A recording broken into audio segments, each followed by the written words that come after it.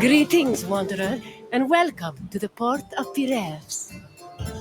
Piraeus is one of the busiest, most important ports in the Greek world. Money flows through here like a river that runs all the way to Athens. Acting as a port for Athens, Piraeus welcomed merchants, goods, and travelers from all over the world. It was a central part of Athens' economy, but it was also fortified enough to protect the city's considerable fleet. When you finish exploring the port, find me, and we will talk further.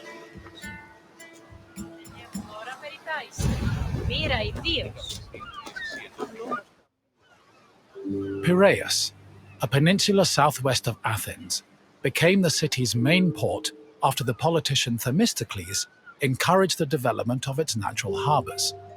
These developments led to the gradual abandonment of the older harbour of Phaleron. Piraeus's fortifications were further developed by Cimon and Pericles, along with the long walls, which ensured goods could still be moved during sieges. Piraeus was divided into three main sectors: the military port, the Emporion, and the residential area. By the 5th century BCE, it had become not only Athens' naval headquarters, but also the mercantile center of the Mediterranean.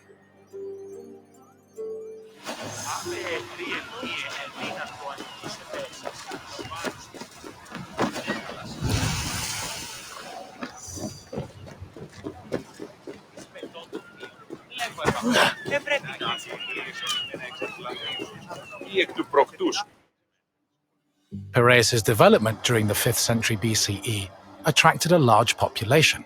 Many craftsmen, merchants, bankers, sailors, and ship owners moved to the port in great numbers. The population was a mix of Greek citizens, foreign visitors, and immigrants, known as metics. The variety of the port's inhabitants gave Piraeus a cosmopolitan atmosphere. Most of the residents were involved in trade, but others worked on shipbuilding or in larger-scale industries like shield factories. Piraeus's commercial focus offered many opportunities for those seeking to increase their wealth and status.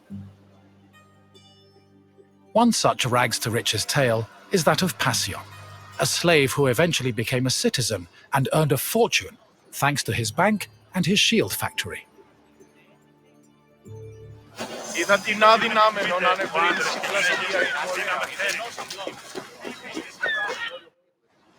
Piraeus was a demi, or district, of Attica. Because of its size, function, and varied population, it had a much more complicated administrative structure than other demes.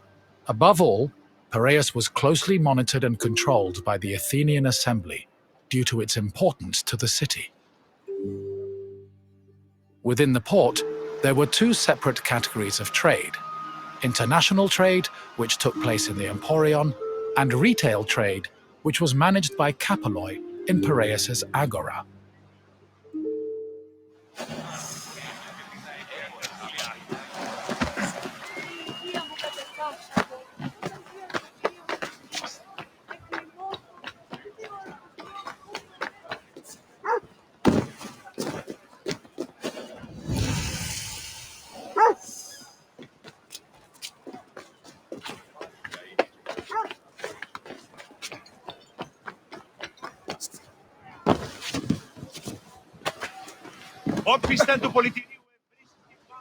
The Emporion was a commercial port dedicated to trading goods from overseas.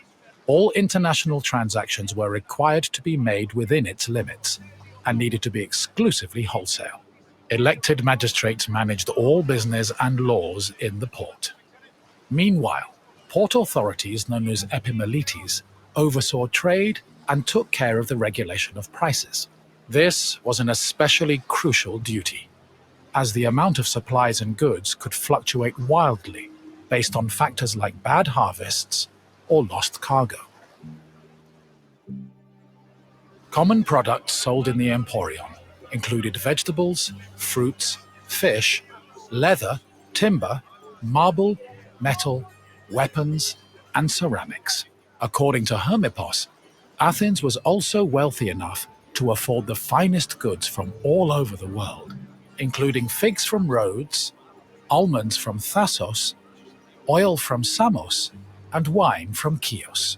Taxes were collected on all merchandise that came into the Emporion, which provided Athens with a major source of income.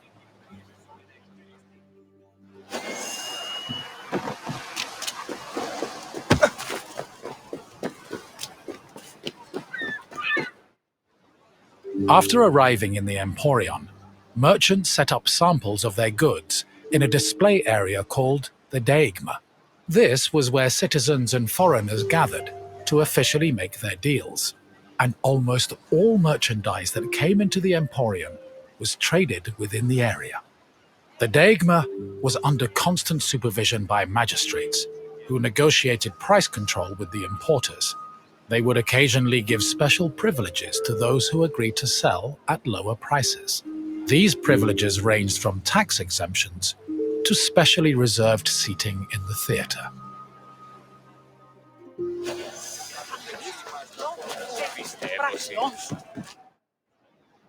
Piraeus was a deme, and as such was supervised by a magistrate called the Demarchos. While most demarchoi were chosen locally within their deme, Piraeus was appointed directly by Athens, so the city could better monitor its commercial interests. In fact, matters regarding the Emporion, the military harbour, and the grain trade were regularly debated and decided by the Athenian assembly. Transactions within the Piraeus were supervised by metronomoi. These were magistrates responsible for keeping track of weights and measures. They made sure merchants' measurements were always accurate to prevent bad deals and scams. Even though Piraeus would eventually develop into a city in its own right, it always remained under the control of Athens.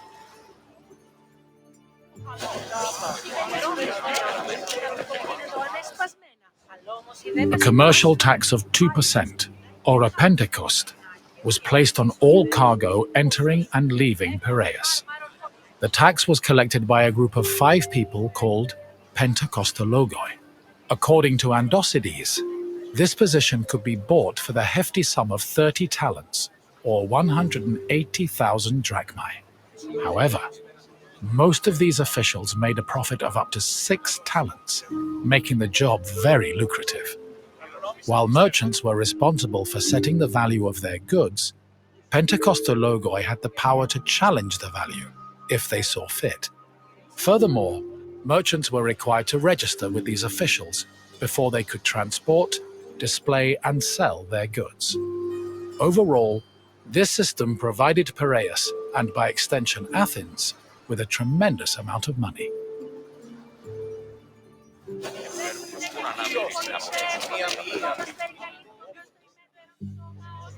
The sale of grain was overseen by special magistrates called sitophilakes. Since some Greek cities had a grain deficiency and relied heavily on imports, these officials were extremely important. Their duties encompassed all aspects of grain commerce, including price control and profit margins, to ensure Athens remained well-fed. This is no surprise. Grain was so important to Athens that 2/3 of all stocks were required to be transported and sold at the city's agora by law. According to Demosthenes, the significance of the sitophilakes was such that if they failed in their duties, they faced the death penalty.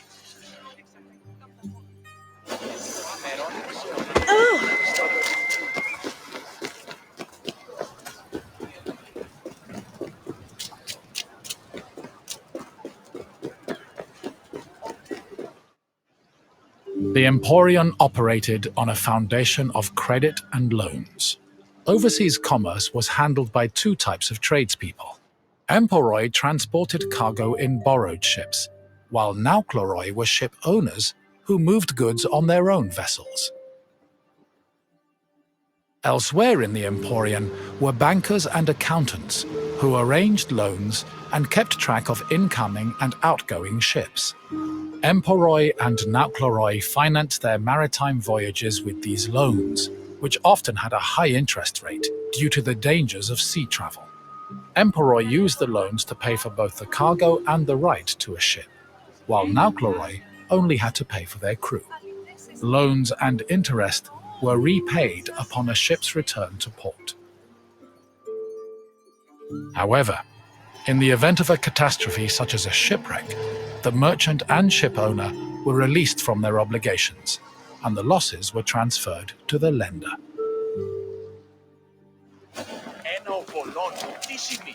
You've returned. I hope you enjoyed your stroll through the port. Piraeus was important to Athens' commercial interests, but it eventually came into its own as a vibrant and bustling port. If you have any questions, don't hesitate to ask. If you say so, let us see what you've learned, wanderer. First, a simple question. Which Athenian politician originally encouraged the development of Piraeus' natural harbors? By the time Alcibiades was born, Piraeus was already a thriving port. Keep trying. Correct. Themistocles saw Piraeus' potential as a port and encouraged its development. On to the next question. What did the Sitophilakes supervise? Yes, Sitophilakes had the extremely important responsibility of handling all matters related to grain commerce. Only one question left. What was the name of the slave who took advantage of Piraeus' opportunities to earn themselves citizenship? Prometheus was the mythological figure who gave fire to mankind. I don't think he had much interest in business opportunities. Try another answer. Correct.